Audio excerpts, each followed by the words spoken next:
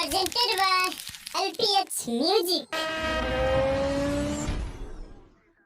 JK Yadav Films present JK Yadav Films.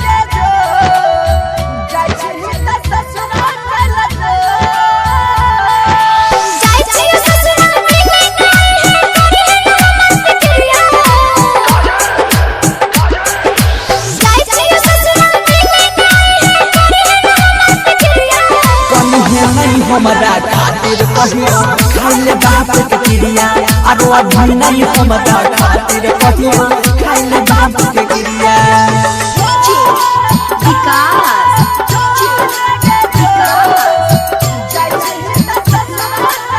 JK Yadav Films.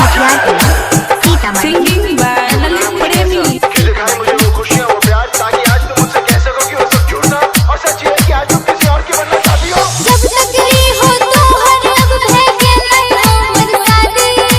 ससुर में जाके याद न करी जो भी हरम जादे धीरे छोड़ा हमर पीछा छोड़ दे थोड़ा हम गोर लागे छियै हमर शादी भे गेलै तुम सिर्फ मेरी हो और किसी की नहीं हो सकती।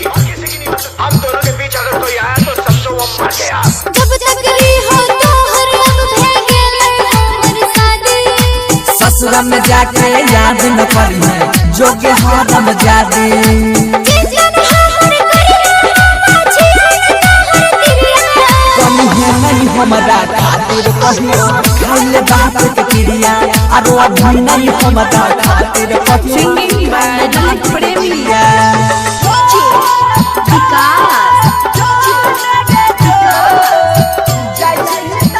JK Yadav Films.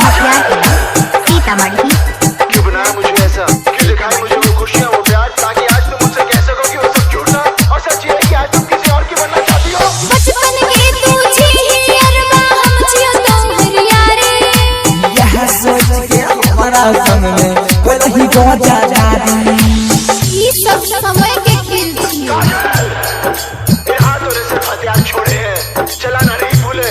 अगर इस चौखट पर बारात आई तो टोले की जगह उनकी अर्थियां उठेगी और सबसे पहले अर्थी उसकी उठेगी जिसके सर पर सहरा होगा।